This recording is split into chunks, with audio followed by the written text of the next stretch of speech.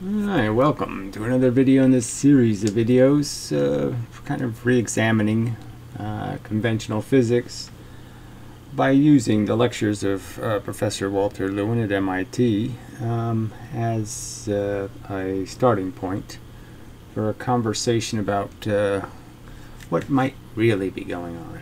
Okay, so and in that vein, I have made some statements that I'm not too satisfied with in the past in terms of the exact precision on especially the differences between diamagnetism, paramagnetism, and ferromagnetism, and the fact that each one is creating a different kind of effect, and they use a circular current argument and all that stuff to explain these differences, yet they don't explain the differences, they just say this is the rule, this is how it works.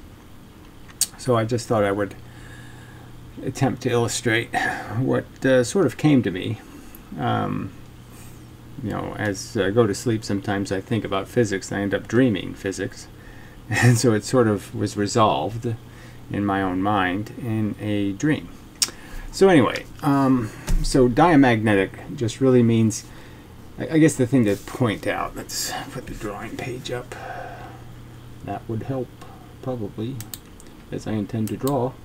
So the first thing to understand is the difference between charge and traditional magnetism, which is dipoles. So you can have an atom that has an imbalance that essentially makes the atom, or the molecule, into something that has a side that's radiating more red force than brown force in this case, but black, by some percentage, so it's whatever, at this point it's 60-40, black to red, and this one's 60-40 red to black or something, so some disproportion, and that's a dipole.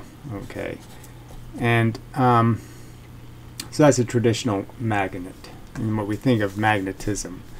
But another form that is the same thing, except it has subtly different properties, is to take an atom and make the entire atom a monopole of magnetism. That is, it just happens to radiate more one kind of energy, reflect, than the other. And it could be at the same kind of percentage, 60-40 or whatever. It's decidedly more brown than red, or more red than brown. Now, it's not completely only radiating the one force, it would be radiating just a higher percentage. So 50-50 force would come in, from the environment, and it would convert that 50-50 in to more red out than brown out. And this is what we call charge, basically. So this is your plus and minus charges that you can put on surfaces, is, I would argue, essentially created by this effect. And this effect is essentially created by voltage or pressure. So when you have this extra pressure or less pressure, especially this brown or black force, what's happening to the atom itself is that it's compressing or expanding in terms of its profile relative to the proton. So you could get this idea that in its natural state it's 50-50 in terms of there's 50% of the light can get to the proton, and 50% of the force or light gets to the electrons and reflects, and so you end up with a balance between those two. And the distance, this is greatly under-exaggerated in terms of the distances between the electrons and the proton. So the proton is capable of reflecting a lot more, but it's further away, and so the two equalize at a point and become a combined entity that you just call the whole atom. And so in one state, these electrons are blocking a certain amount of the proton's energy, and in another state, say we'll use the more compressed example, they would be you can just logically understand that the closer something moves to you, the more it blocks you. So the further away I move this pen, the less of, well, from your perspective, the more of my face is blocked by the pen. And the closer I'm bringing it to my face, the less of my face is blocked by the pen. So it's essentially that effect that changes the profile of the atom. So when the atom has the electrons closer to the proton, then the proton is bigger. And when the electrons are further away, the proton is essentially smaller because the electron's bigger. So by moving in these electrons closer to the proton, in a sense, it's sort of the opposite of this effect. It's from your perspective.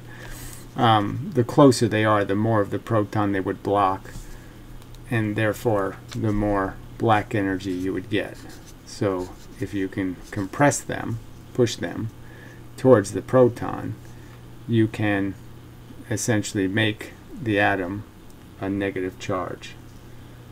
And so that's what's happening with voltage. Voltage is pressure, and you can apply the pressure from the external environment by just creating a bunch of this black pressure and pressurize the atom, or you can run a current of voltage through the wire, which compresses the electrons and causes the same effect of creating a charged atom.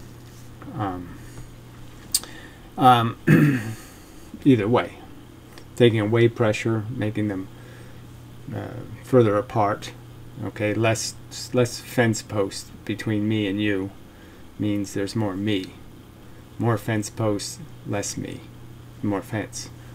That's all that's really happening. So when there's a current running, there's more fence posts, protons not so happy, then the negative pressure. So that would be the high pressure plus voltage, minus voltage. Plus signs are backwards. So you can understand. Plus voltage would be one way, minus voltage would be another way. Okay, so minus voltage would be fence posts further apart, plus voltage fence posts closer together, and the natural state would be just right, which means there's 50% me and 50% the fence. And so voltage is just, so ground would be just right, and negative voltage would be too much me, and positive voltage would be too much fence. I think that explains that.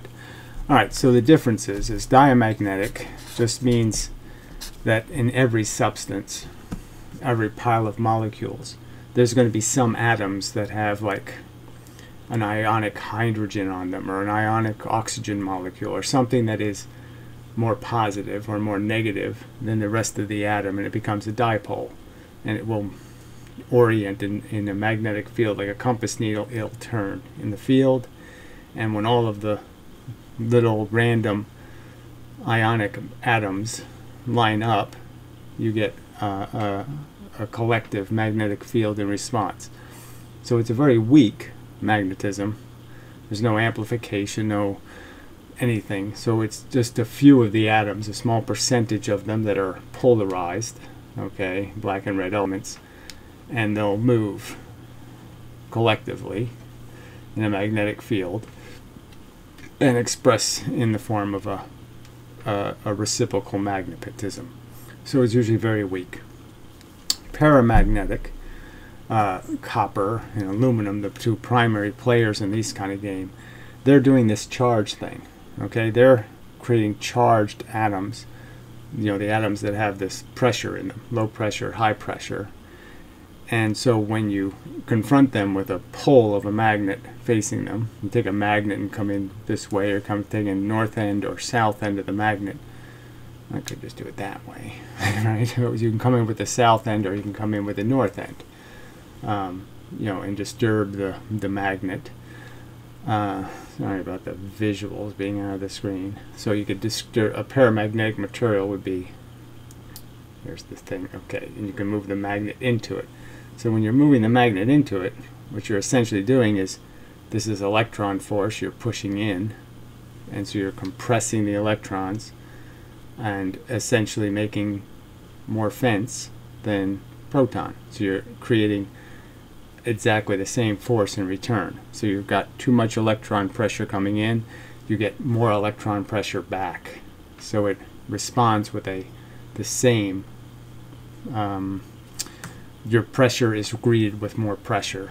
And so you end up with essentially the magnet would be creating a like charge in the paramagnetic material by compressing the atom. And you can see if with the red end it would be relaxing the atom and then creating more proton pressure.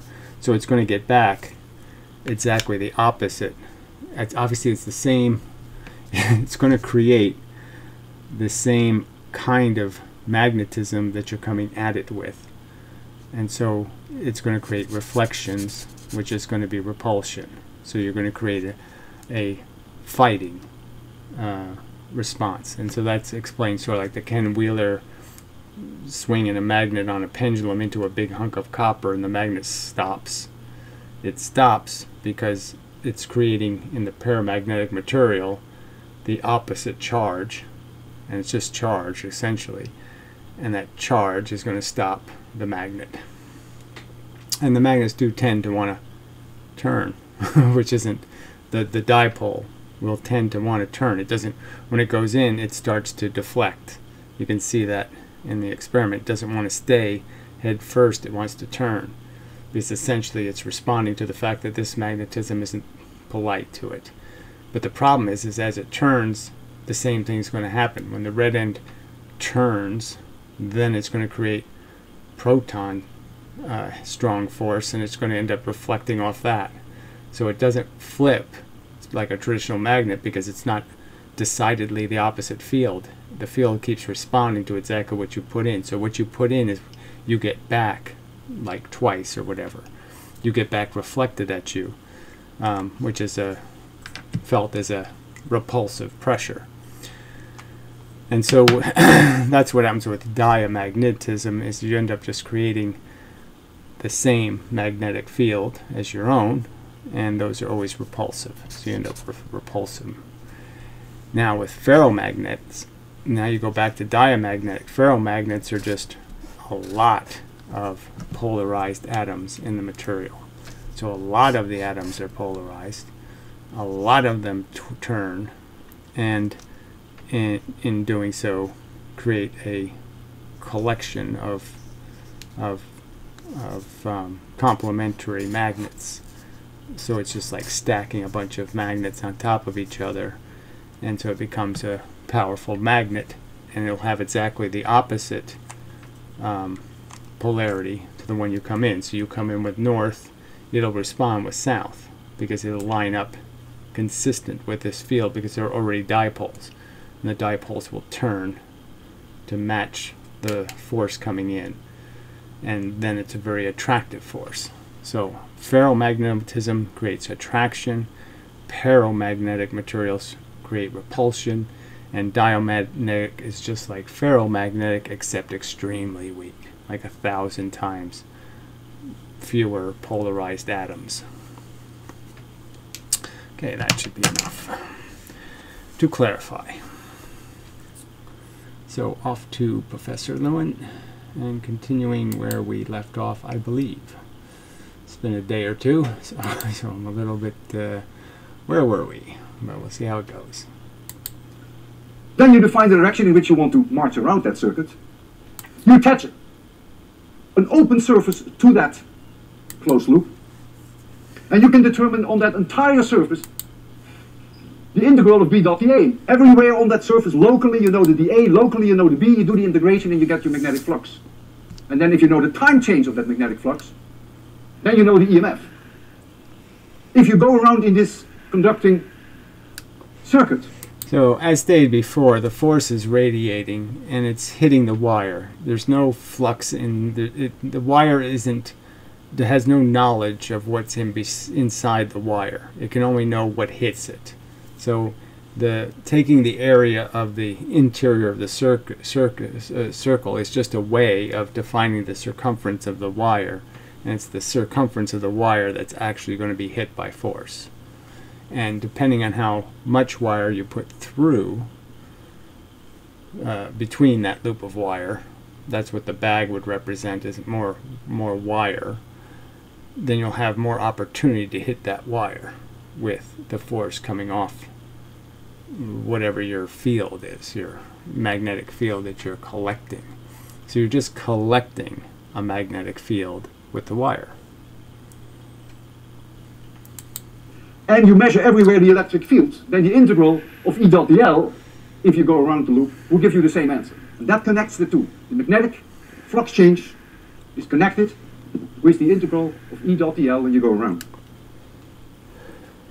You have to take that minus sign into. So the other thing to consider with paramagnetic materials is they're usually conductors, and none of their magnetism, none of that charge is permanent. Just like when you cut the voltage off, all the pressure differences in the atoms goes away. They all neutralize. That's what the definition of a conductor is that they're all connected atoms.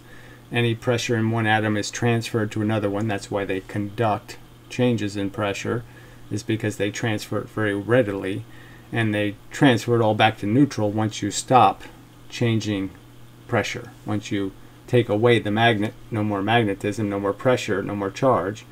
Once you stop the voltage, no more pressure, no more movement of the magnetism, the change. Therefore, no more charge, no more difference. They go back to being just gravitational bodies producing 50-50. They're no longer producing a disproportion of one kind of radiation versus the other, positive radiation versus negative radiation. Okay. How come it doesn't matter whether you choose a flat surface or whether you choose a bag? Well, think of magnetic field lines as a flow of water, or spaghetti, if you like that, or a flow of air. It is clear that if... So I think that's just the wrong way to think about it, because it has nothing to do with any, like I said, what's going through the bag is not really relevant. It's just proportional to what hits the wire. So you can just sort of understand that how much goes in the bag will be proportional, exactly ratio-wise. The same ratio that goes through the bag will be the same ratio that hits the conductor.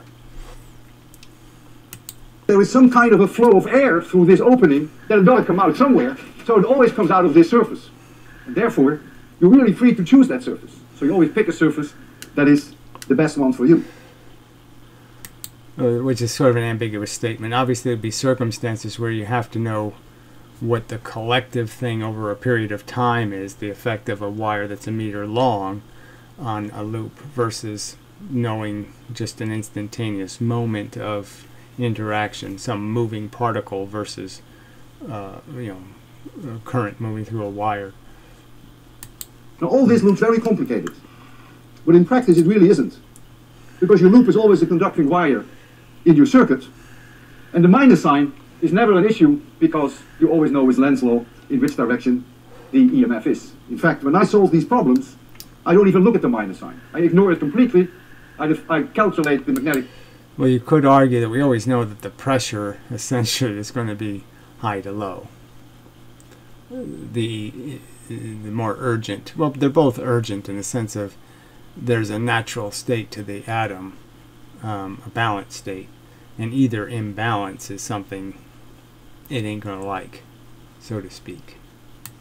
Flux change, and I always know in which direction the current is, so I don't even look at the minus sign. Anything abnormal will be attacked, whether it's abnormal white or abnormal black. So the conductor is gray, has a grayness, and it always wants to stay gray, the norm, whatever that norm is. And so anything that's deviant to the norm is going to go through a lot of interactions to try to blend it into the norm. Now I want to show you a demonstration which is very much like what Faraday tried to do. I have here a solenoid. We've seen this one before. We can generate quite a strong magnetic field with that. And we're going to put around this solenoid one loop, like we had here, like Faraday did. And then we're going to close the switch. And so we're going to build up this magnetic field, and we're going to see the current in that loop.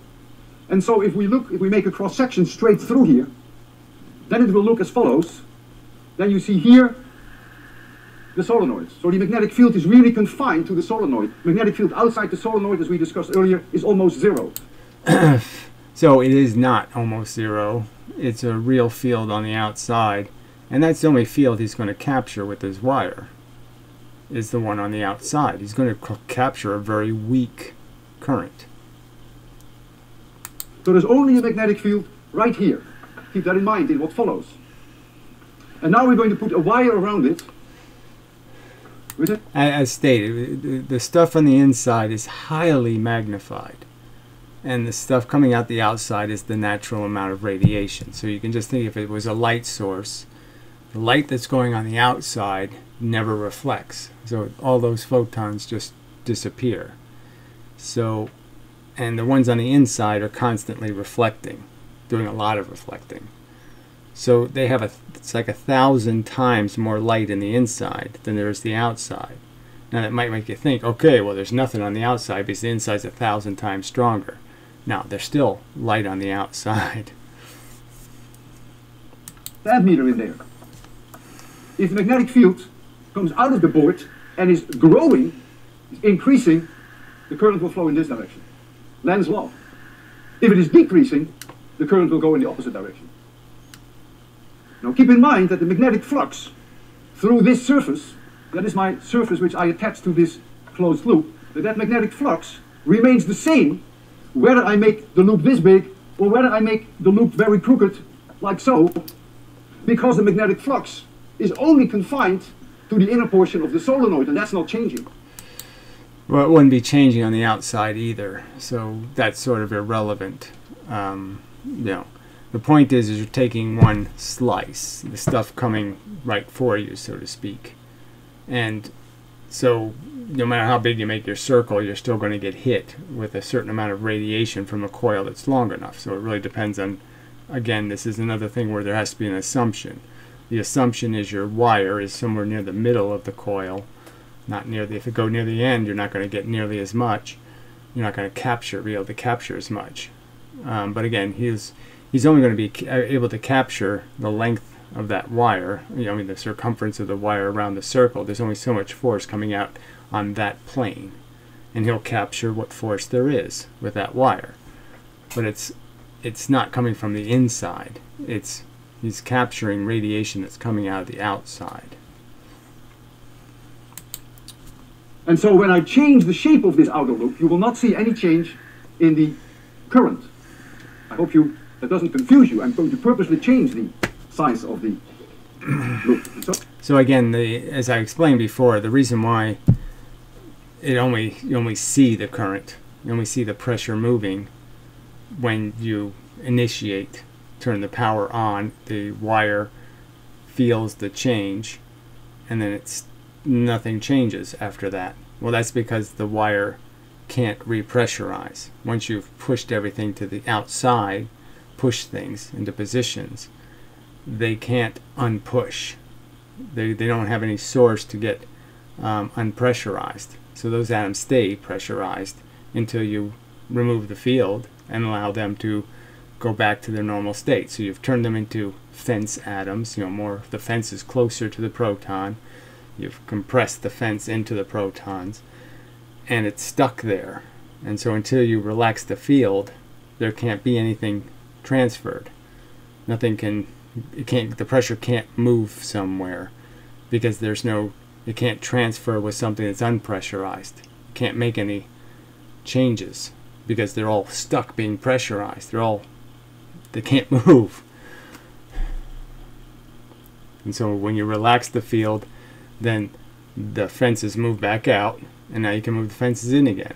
But until you let the fences come out, you can't move them back in again. So unless there's an outlet, a place for the pressure to go, an exit, the pressure's stuck in those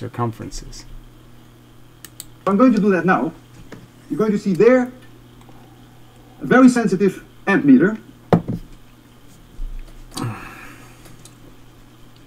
And so again, he said very sensitive, very strong coil. So you have a very strong coil, and you're only going to measure a very small amount of current because you only have one loop, and you're capturing the energy from not inside the coil, from outside the coil. If you ran the wire inside the coil, you'd capture a lot more energy. You're going to see here this loop,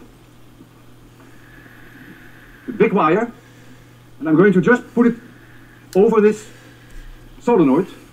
Let me first make sure that my ammeter, which is extremely sensitive, I can zero it.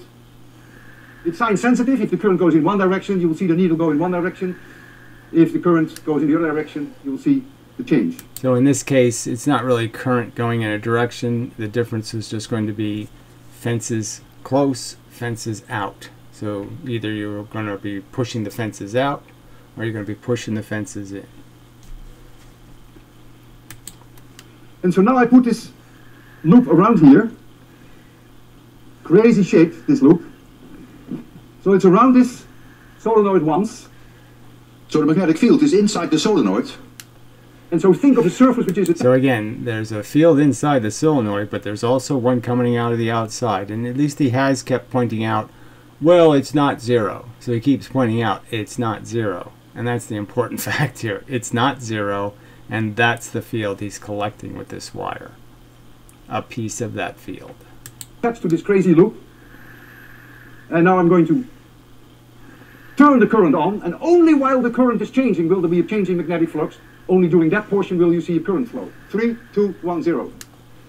I will break the current. 3, 2, 1, 0. Went the other direction. Right. So it's just when it's charging up and pressurizing, then it's pressurized. All the atoms are, the fences are pushed. The fences are pushed, the fences are pushed. And there's nowhere for the pressure to go. There's no outlet someplace that says, let's see how to put it. There's no replacement pressure. You know, it's not like there might be a drain to go somewhere, but it can't go there because to go there it needs more pressure fed into it. And it can't do that. It can't depressure an atom behind it. And so without a, without, see what's a good way to, it's like water in the bottom of the bucket. it's like it's stuck there until you put it back outside again, then you can put it back in the bucket.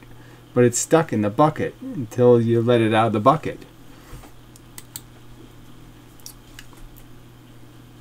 If I change the size of the loop, I'm making it now different. Much smaller, makes no difference for reasons that I explained to you, because the magnetic flux is not determined in this case by the size of my loop, but is determined by the solenoid. So if I do it again now, with a very different shape of the loop, let me zero this again. 3, 2, 1, 0. 3, 2, 1, 0. No change. Almost the same what you saw before. Now comes something... Almost the same. I think it was a little stronger, but whatever. That may not be so intuitive to you. I'm now going to wrap this wire 3 times around. And so this outer loop, this outer conducting wire, is now like this. 1, 2, 3. Something like that. And the obvious takes place is 3 loops. Now it's collecting 3 times as much energy. But the point is, if you put all those loops really close together, then you can collect all of the energy that that coil is producing. Now I have to attach in my head a surface to this closed loop. My God, what does it look like? What a ridiculous surface. Well, that's your problem, not Faraday's problem. How can you imagine that there is a surface attached to this loop? Well, take the whole thing and dip it in soap. Take it out and see what you see. The soap will attach everywhere on the conducting loop. And if this loop were like this, going up like a spiral staircase, you're going to get a surface that goes up like this. But the magnetic fields go through all 3 of them. Therefore... So again, they're just using surfaces as a way of defining the surface area of the conductor. they're both proportional. So they could just say what's the length, the actual length of the wire as a circumference facing the coil. And that's essentially the same as the area. The changing magnetic flux will go 3 times through the surface now. And so Faraday says, fine, then you're going to see 3 times the EMF that you would see if there were only one loop. And if you go 1,000 times around, you get 1,000 times the EMF of one loop. Not so intuitive. So yeah, completely intuitive in my opinion. Just completely, because the wire is doing an actual capture. The actual wire is capturing a certain amount of energy. You already found from one loop how much energy that is. Obviously, more loops will be more capturing devices. I'm around now once, I go around twice, and I go around the 3rd time. I have 3 loops around it now. All in the center, which is logical, but sort of necessary for this to work. I can zero that, but that's not so important. 3, 2, 1, 0. You saw a much larger current. It's about 3 times larger, because the EMF is 3 times larger. I break the current, you see it 3 times larger. But they're milliamps. I mean, this is a tiny amount of current he's detecting. Yeah. Very weak A battery, kind of little, very, very weak. This is the idea behind transformers. You can get any EMF in that wire that you want to by having many, many loops. You can get up to thousands of volts. You can collect. And again, once you have those loops start to get closer together, you're going to get some effect of this whole reflection thing. It's going to happen back and forth, and so you're going to start magnifying the force at some point. And that'll be a representation of the force you've created inside the solenoid. And that's not so intuitive. So Faraday's law is very non-intuitive. Kirchhoff's rule was very intuitive. Kirchhoff said when you go around a circuit, the closed loop integral of E dot dl is always 0. Not true if you have a changing magnetic flux. If you have a changing magnetic flux, the electric field inside the conducting wires now become... So again, let's just understand, the only thing relevant about change is the fact that you have to relax the thing to be able to push it. So there's a point where you're pushing, like you bring a magnet into the conductor, it pushes this way, it's compressing electrons, this way it's expanding electrons. Once they're in a position, there's nothing to move them until you relax them, until you let them go. Once you've pushed something as much as you can push it, compress it, it's like water in a pipe. You've pushed water one way. You can't really expand water, so I can't use it as an analogy for expansion, but I suppose you could do it with air. Yeah, don't know if that works either too much. But the point is, once it's compressed, it's stuck in that small area. And there's no way to do anything. It's stuck there. it's in a corner, and you've smushed it into the corner, and it can't do anything until you relax it so you can compress it again. So you can't create any current, that is movement, transfer through the conductor of the pressure. The pressure can't move through the conductor until you give it some opportunity to do that. Some connection. There has to be a mediator of the low pressure for the atoms to transfer to. And that doesn't exist when you've pressurized it. You've taken away you've essentially broken the conductivity of the conductor. Pressure plus pressure can't transfer anything. Better way to say it. There's no like heat convection. There's no heat convection if everything's the same temperature. Non-conservative. Kirchhoff's rule only holds as long as the electric fields are conservative. If an electric field is conservative and you go from point 1 to point 2, the integral E dot dl is independent of the path. That's the potential difference between 2 points. That's uniquely defined. That's no longer the case. If you go around once with this experiment, you get a certain EMF. You go 3 times around, you get a different value. Your path path is now different. And that's very non-intuitive. So again, it just really doesn't, path doesn't matter. It's just you're exposing more collector to the thing emitting. More collector means you've collected more. Because you're dealing with non-conservative fields, for which we have very little feeling. Now, I'm going to blow your mind. I'm going to make you see something that you won't believe. And so try to follow step by step, leading up to this unbelievable and very non-intuitive result. I have here a battery, and the battery has an EMF of 1 volt. Here is a resistor, R1, which is 100 ohms. And here is a resistor, R2, which is 900 ohms. And I'm asking you, what is the current that is flowing around? And you will laugh at me. You will say, that's almost an insult. I wish you'd given that problem at the first exam. Because E equals the current that is going to run divided by R1 plus R2. So I guess one will be 0.9 volts and one will be 0.1 volts. Oh my goodness, what did I do? I forgot Ohm's law.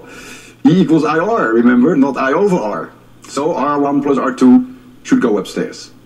And everything that follows is correct, so you don't have to worry about that. This was just a big slip of the pen.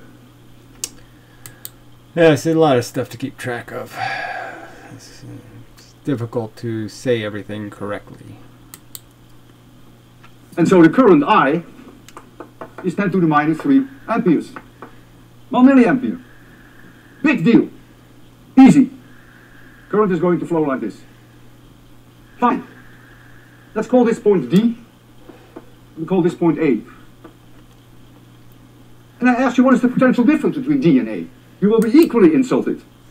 VD minus VA. You apply Ohm's law. You say that's this current times R2.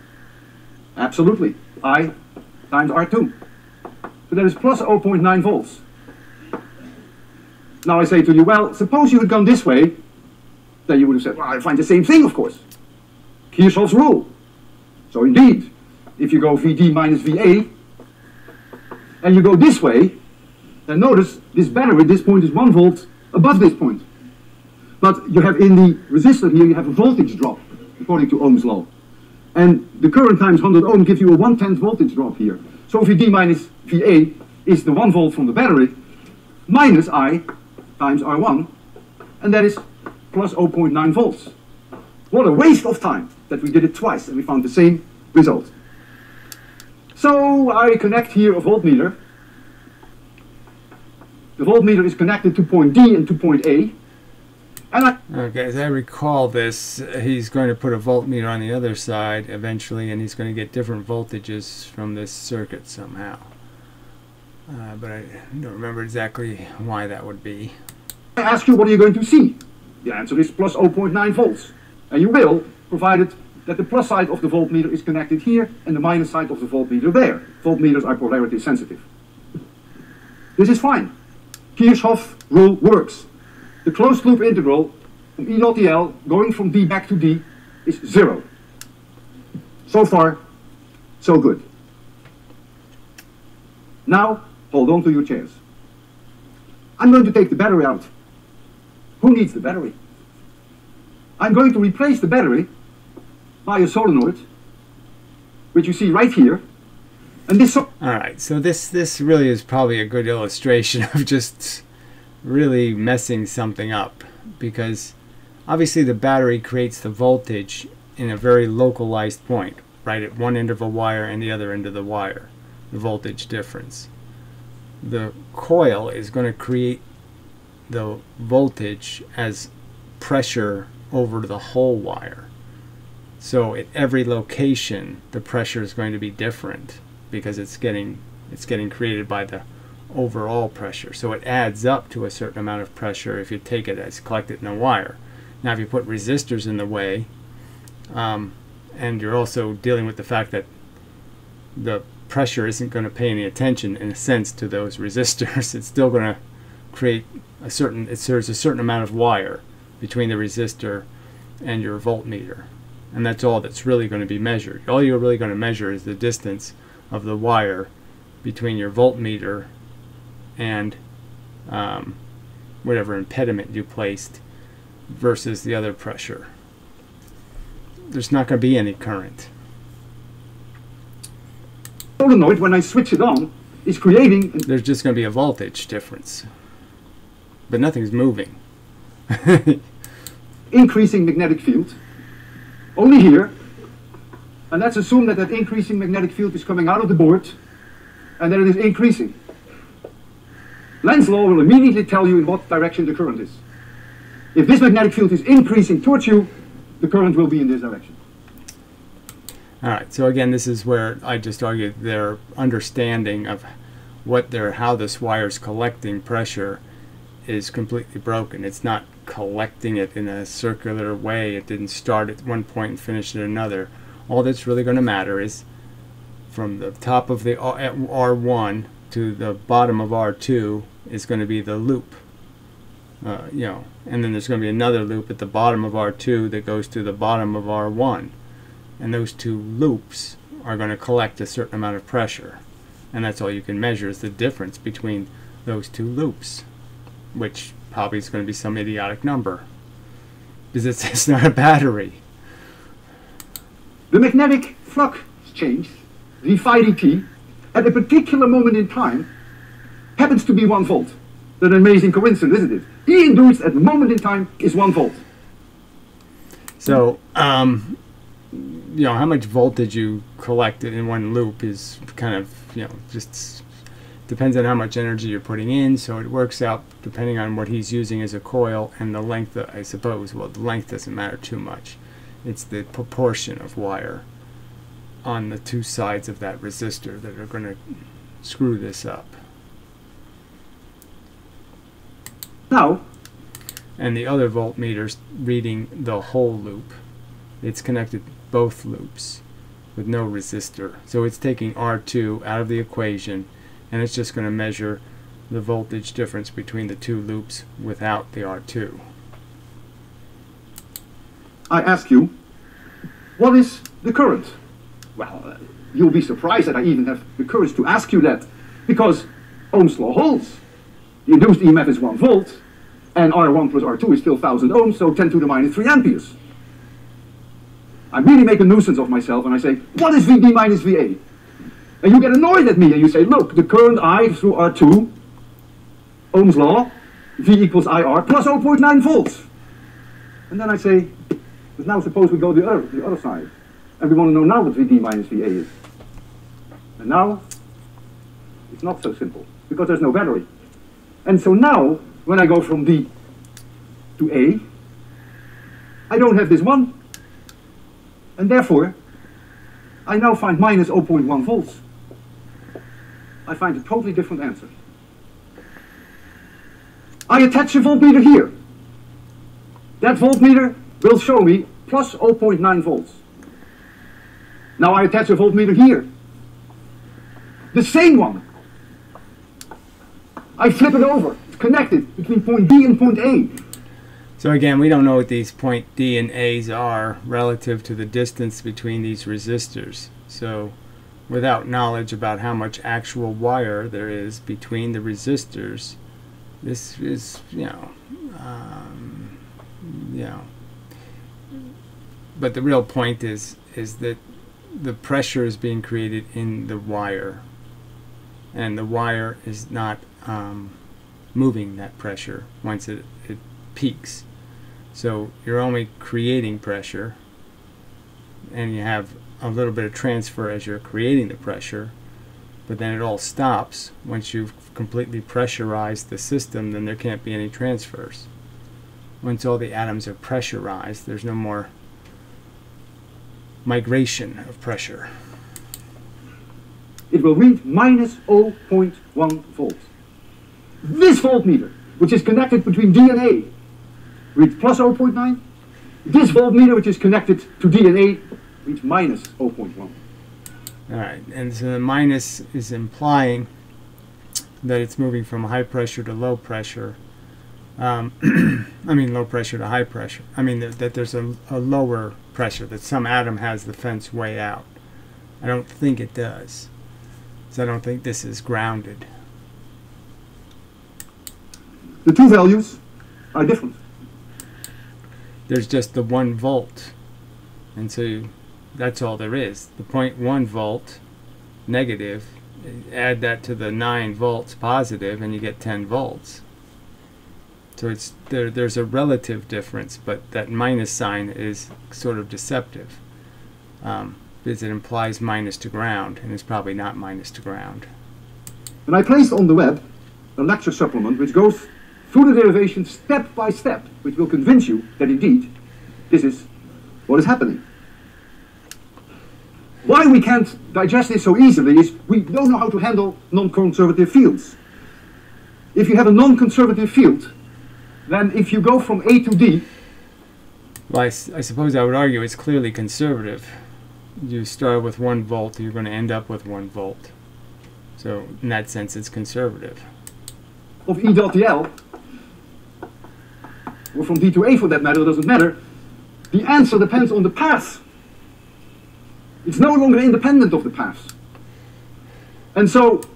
Yes, because the source of your energy is not path dependent. It's obviously the energy is being collected across the entire path. So clearly where in the path you are is going to change how much energy there is, because you have resistors in there which are essentially stop points. If here is D and here is A, and you go this way, you find 0.9 volts plus. If you go this way, you find minus 0.1 volts. Faraday has no problem with that. Kirchhoff has a problem with that. But who cares about Kirchhoff? Faraday is the law that matters. Because Faraday's law always holds. Because if d phi dt is 0, then you get Kirchhoff's. Kirchhoff's rule is simply a special case of Faraday's law. And Faraday's law always holds.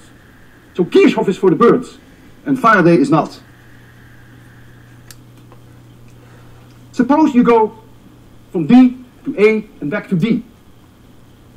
Well, we know that Vd minus Va, if we go... I mean, it's obviously for the birds to say you're measuring from the same point and getting 2 different readings. That's for the birds.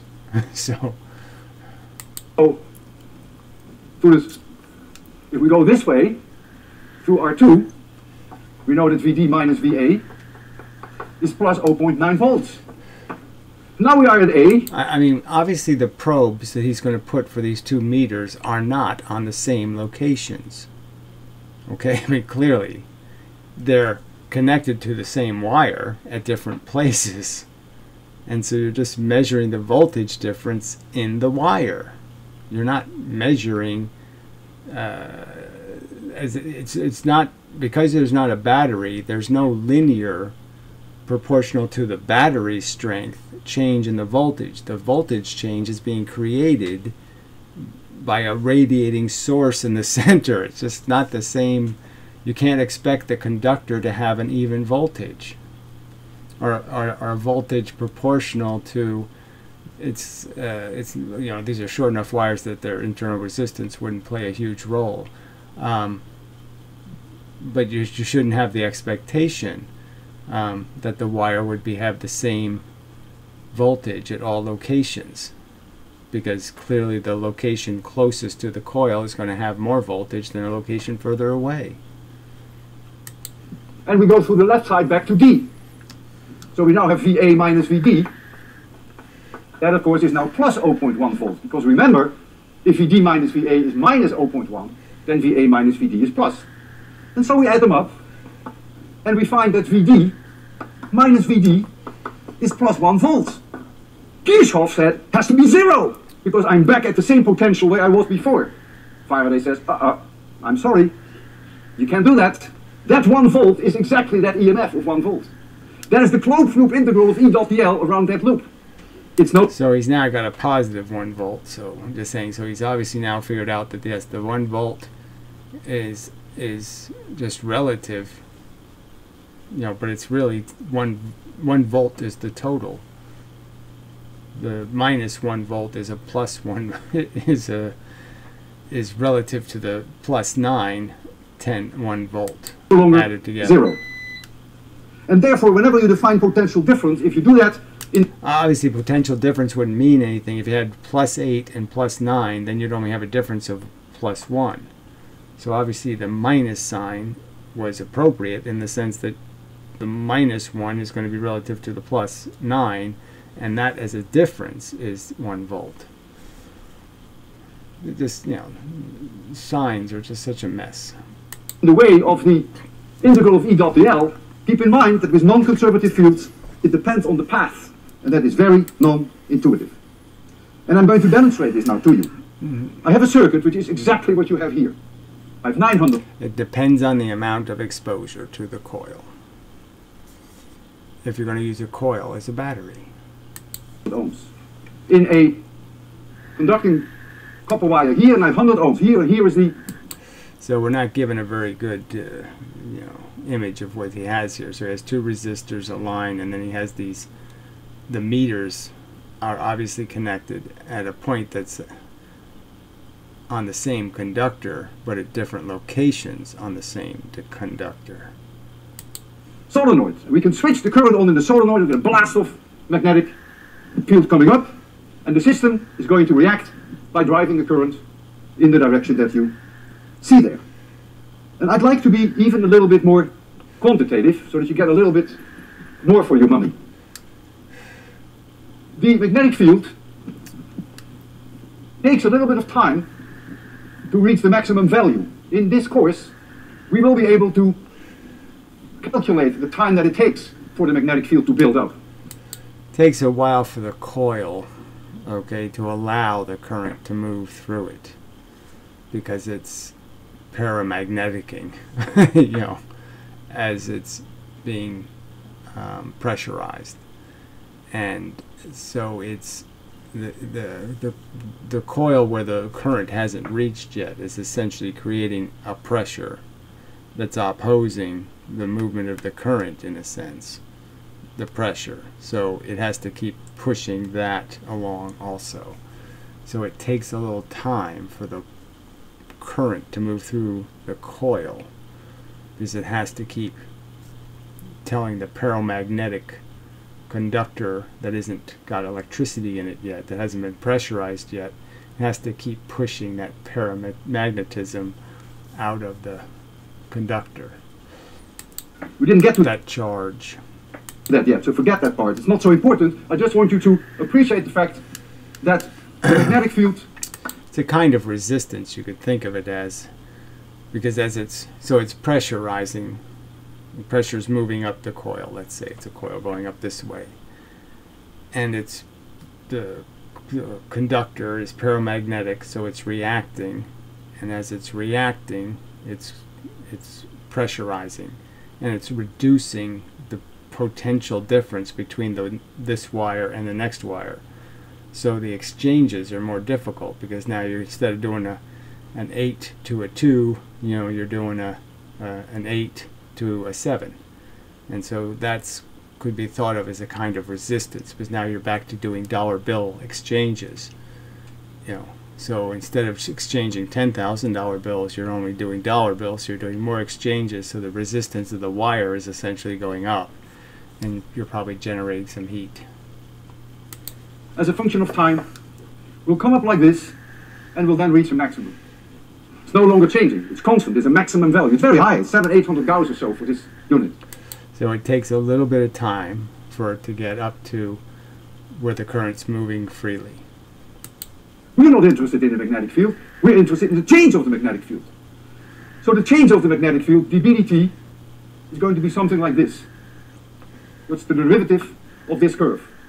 And that is proportional with the induced EMF, and that's proportional with the current, through Ohm's law.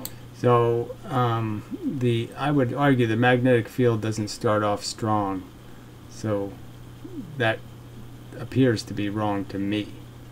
This B field is not going to start off at its highest and then get low, because the amount of current isn't going to be high enough. So this line should be more like this. You know.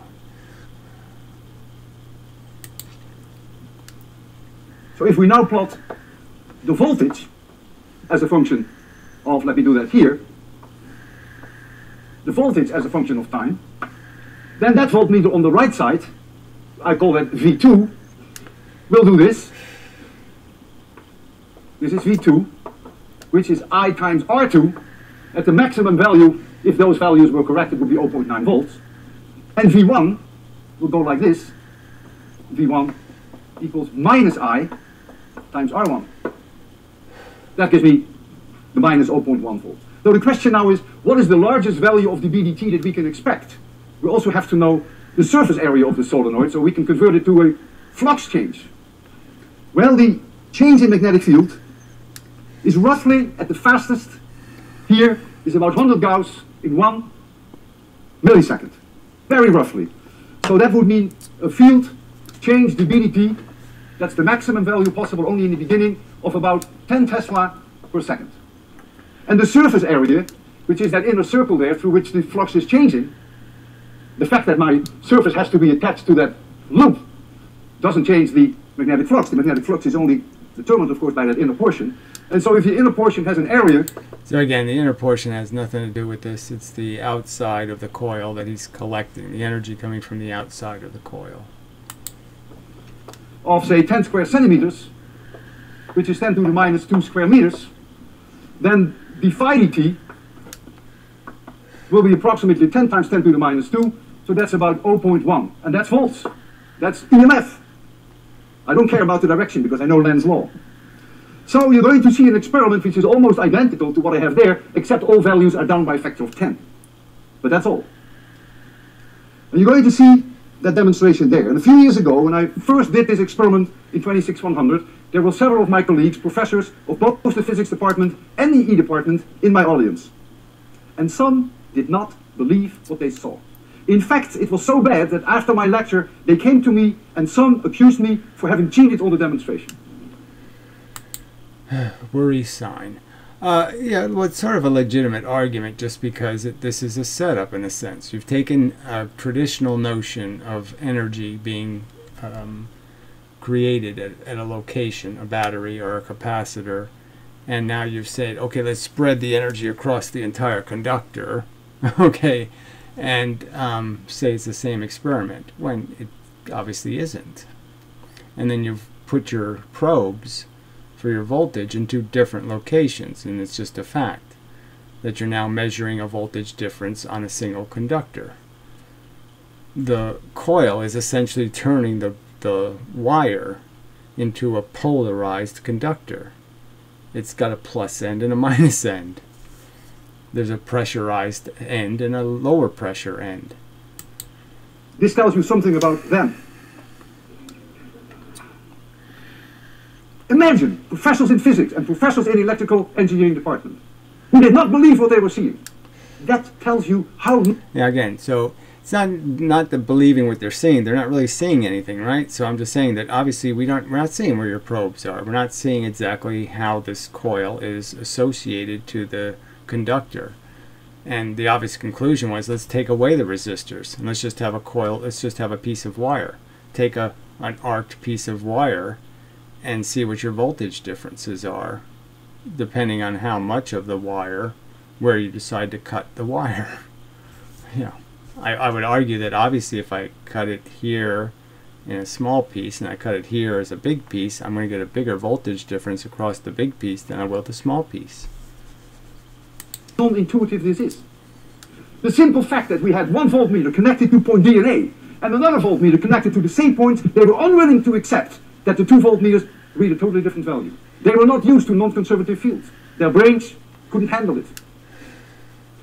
But so again, this word non-conservative is just kind of a messy word. So I don't know how to deal with that one beyond saying that obviously inside a coil is non-conservative in the sense that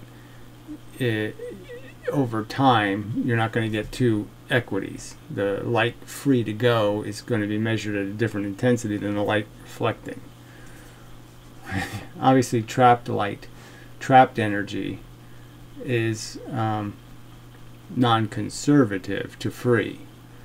It's certainly a conservation because now you've created a battery, and essentially a coil of wire is a battery. That's the way it is. And I'm going to show this to you now. You're going to see it there. And when you see this demonstration, It will be probably the only time in your life that you will ever see this. And I want you to remember this. You're going to see something that is very strange, and I want you to tell your grandchildren about it. That you have actually seen it with your own eyes. So again, I just, I've said this before, but, these are all really, it's important to understand how all these mechanical things work. Slit experiments, all this other stuff. And they just keep kind of doing them in these very set up, perfect ways to illustrate a point. And, I don't know if that's the way to learn. Because I think you'd learn more by, just let's take the resistors out. Let's just measure pieces of wire, different lengths of wire. How much current do you get in a wire? How much voltage difference do you get? You're going to see it there. And where do you get it? Because I guess part of what I would say is that the two ends of the wire would be low pressure, and the far middle of the wire is where there'd be all the trapped pressure. So the pressure trapped is here where it can't go anywhere. Can't go this way, can't go that way, can't get out. And the two ends are the ends that are going to be the ends that are light. So you're going to have low pressure at the two ends and high pressure in the middle of the conductor. On the left side you're going to see V1, and on the right side you're going to see V2. The vertical scale is such that very roughly from here to here is about 0.1 volts. And a horizontal unit is about 5 milliseconds. And the whole voltage pulse lasts about 10 milliseconds, because from here to here is about 10 milliseconds. And the value that you expect for V2 will be 9 times higher than V1, and the polarities will be reversed. If you're ready for this big moment in your life, 3, 2, 1, 0. Look on the left, there's V1. Notice, it's negative. Look on the right, there's V2. It's about 9 times larger than V1. Don't pay any attention to this wiggle. That has to do with the voltage that we apply, which is not exactly flat. And notice that the whole pulse goes from here to here, lasts about 10 milliseconds. Right, so again, and we have no idea where these two probes are. So he's got two probes in two different locations, and we're given no information. It's implied that they're in the same location, point A and point D. They're not. Okay, they're at some other locations that are mutually connected to D, and where they are in relation to D is really important. The moment that the magnetic field reaches a maximum and remains constant, there is no longer any induced current. Think about this, give this some thought. This is not easy, and have a good weekend. Right. Well, you're saying give it some thought, but don't be critical, because then I'll imply that you're a bad person. That you don't have a right to imply that there's some trick to this. There's a trick that needs to be understood. And I think I've illustrated one part of the trick, which is the conductor itself has variable voltage, variable levels of pressure. Alright, so I think that's good enough. We've done our job, and we'll go to dark. And we did. Alright, so till the next time, and we'll continue. I mean, this is sort of interesting stuff. So, till then.